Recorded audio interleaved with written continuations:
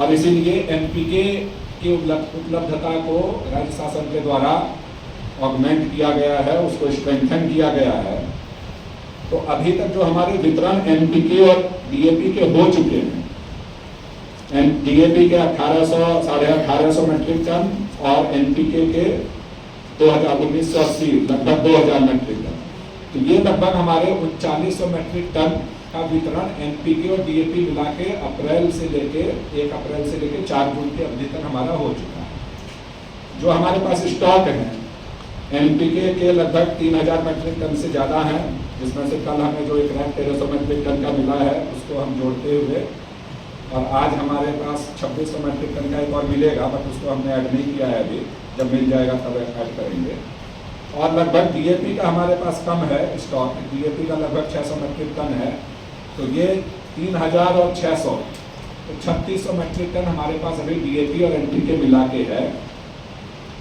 तो 3900 हमने वितरण कर दिए हैं और लगभग हमारे पास 3500-3600 हमारे पास है।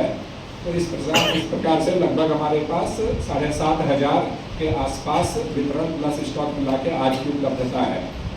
कम से कम 3 रैक तो हमें और मिलेंगे ही। एनपीके का 3 रैक कम से कम हमें मिलेगा, जिसमें एक तो आज ही मिल रहा 2600 टन का, और मतलब मुझे तो उम्मीद है कि कम से कम हमें 4 रैक मिल जाएंगे एनपीके का पूरे जून में। कल वाला आधा जो मिला था उसको छोड़ के, पर 3 तो कम से कम हमें मिलेंगे ही 30 जून के पहले तक। और 3 का मतलब होता है 7800 मेट्रिक टन, तो 7500 और 7800 हमारे और मिल जाएंगे, तो करीब 15,500 टन हो जाएगा। तो पिछले साल का जो वितरण है एनपीके और डीएपी 12,500 टन का, उससे कहीं ये एक्सीड करेगा। तो जो मुख्य खाद का जो स्टॉक का पोजीशन है, अगर हम कंपेयर करें पिछले साल से अप्रैल जून की अवधि से इस अप्रैल जून की अवधि में, तो खाद का स्टॉक किसी भी लिहाज से कम होने का कोई सवाल नहीं, कोई क्वेश्चन नहीं। तो अब खाद का स्टॉक अगर जिले में रहेगा तो वितरण होगा ही, चूंकि स्टॉक रखने के लिए तो है नहीं, चूंकि उसके आगे भी आएगा, जुलाई में भी स्टॉक आएंगे, ऐसा नहीं है कि जून के बाद स्टॉक खत्म हो जाएगा। तो ये तो हुआ स्टॉक का पोजीशन। अब रह गई बात हमारे जो वितरण का जो स्थिति है ई टोकन के माध्यम से। तो पिछले 1 अप्रैल से ये ई टोकन को हमने लगभग फुल्ली ऑपरेशनल किया है राज्य शासन के गाइडलाइन के अनुसार से। उसके पहले दोनों मिक्स चल रहे थे, फिजिकली भी लोग ले रहे थे और ई टोकन से भी ले रहे थे, बट 1 अप्रैल से राज्य शासन ने फुल्ली इसको ऑपरेशन किया है। और अशोकनगर जिले में भी लगभग सभी किसानों ने ई टोकन से लेने का प्रयास किया है अप्रैल के बाद से, सभी संस्थाओं की मदद से। और उसमें छिटपुट केस ही आए हैं फिजिकल डिस्ट्रीब्यूशन के। तो 19,304 किसानों ने अभी तक ई टोकन के माध्यम से खाद प्राप्त कर लिया है। और अभी जो लगभग 1 तारीख से हमारा थोड़ा सा कैपेसिटी बढ़ी है, इनफैक्ट 30 तारीख से ही बढ़ गई थी, पर 30 और 31 को अवकाश का दिन था, इसलिए उस दिन ज़्यादा वितरण हो नहीं पाया था। तो 1 तारीख से हमारे पास मार्क फेड जो हमारे पास 3 है, तो 3 जो मार्क फेड है उसकी कैपेसिटी अब 500 हो गई है लिमिट, तो 500 पर डे की हो गई है, तो उसके कारण थोड़ा सा कैपेसिटी बढ़ा है। प्राइवेट जो दुकानदार हैं उसके 200 की कैपेसिटी है, लास्ट वीक भी हमने चर्चा किया था। और उस समय चूंकि ये इंट्रोड्यूस ही हुआ था, लेकिन अब वो फंक्शनल भी हो गया है। समितियों जो हैं, सहकारी समितियां भी हैं, उन्होंने भी अब खाद उठाना शुरू कर दिया है। इनफैक्ट कल की स्थिति की अगर बात करें, कल 1.5 से ज़्यादा समितियों ने ही डिस्ट्रीब्यूट किया है, तो उनके पास भी खाद के स्टॉक आ गए हैं और वो वितरण भी तेजी से कर रहे हैं। तो उनकी कैपेसिटी 100 है ना पर डे, 100 है, तो हर समिति की 100 की कैपेसिटी है। तो इस प्रकार से हमारे कैपेसिटी चूंकि बढ़ी है, पर डे बुकिंग की डिस्ट्रिक्ट में लगभग 3,000, 4,000, 5,000 तक भी बुकिंग हो सकते हैं।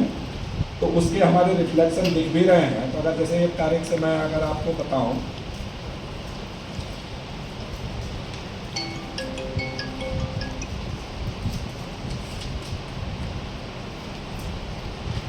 तो 1600 किसानों ने ये किया था, बुक किया, परचेज किया खाद को डिफरेंट मार्केट हो या समितियां हो या एग्रो हो या प्राइवेट हो, और उस दिन 2700 हमारे टोकन बुक हुए थे। फिर 2 तारीख को हमारे जरूर थोड़े कम सर्वर का उस दिन कोई इशू था। फिर भी 2 तारीख को 1757 किसानों ने खाद खरीदा और टोकन हमारे जरूर उस समय 400 जनरेट हुए थे। फिर 3 तारीख की स्थिति में आए तो 2100 टोकन जनरेट हुए थे, और किसानों ने जो उस दिन 3 तारीख को जो खाद प्राप्त किया उसके डेटा एक बार निकाल के देखिएगा, वो इसमें नहीं। फिर 4 तारीख में आ जाएं तो 3 तारीख को कितने किसानों ने परचेज किया वो डेटा एक बार निकाल के दिखा दीजिए। फिर 4 तारीख को जो टोकन हमारे फार्मर ने जो परचेज किया 1400 किसानों ने परचेज किया, और इस दिन हमारे 950 टोकन जनरेट हुए। 5 तारीख की अगर हम बात करें तो आज अभी तक 2800 टोकन जनरेट हो चुके हैं, और अभी करीब 1 बजे की स्थिति में 850 किसानों ने खाद प्राप्त कर लिया है। तो एवरेज हम देखें तो लगभग हम कोशिश कर रहे हैं कि 1500 किसान तो कम से कम खाद रोज ले जाए, और ये स्पीड ऑन एवरेज लगभग 1200 से 1300 से 1400 किसान पर डे ई टोकन के माध्यम से खाद ले जा रहे हैं। बुकिंग भी हमारा कोशिश है कि एवरेज कम से कम 3000 प्लस बुकिंग तो हो ही। तो इसमें हमारा किसान की संख्या जो उस दिन 3 तारीख को जो परचेज किया किसानों ने 1552 किसानों ने परचेज किया, और टोकन उस दिन जनरेशन जो है 3900 हुए। तो हमारा टारगेट है कि 3000 प्लस टोकन जनरेट हों, लेकिन अब इसमें एक बिंदु ये है कि टोकन जनरेट हो गया मतलब खाद उस व्यक्ति के लिए एश्योर्ड है। अगर नहीं होता खाद तो टोकन बुक ही नहीं होता।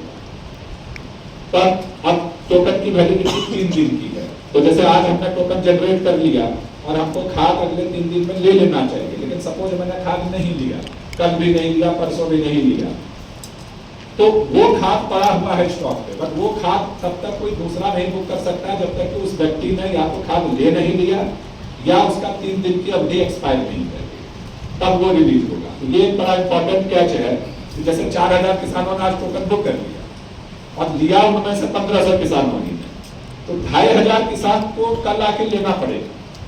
वो कल ले लें या परसों ले लें। अगर ये 2500 किसान अगर नहीं लेंगे जिनका टोकन बुक हो गया, तो ये 2500 किसान और बुक नहीं कर पाएंगे, भले वो उठाए या ना उठाए। वो तब तक वो स्टॉक एक तरह से वो रिजर्व सीट जैसा है, तो जब तक वो व्यक्ति उसको कैंसिल न करा ले वो सीट रिजर्व है, वो खाद रिजर्व है। तो इसके कारण फिर आप कभी देखेंगे किसी दिन अगर 4000 किसानों ने बुकिंग कर लिया, अगले दिन फिर उसकी बुकिंग थोड़ी कम हो जाती है। उस दिन थोड़ा कभी कभार 1000 ही बुक कर पाते हैं या 1500 ही कर पाते हैं। वो इसलिए कर पाते हैं क्योंकि ये 4000 उठाएंगे तब तो फिर रिलीज होगा।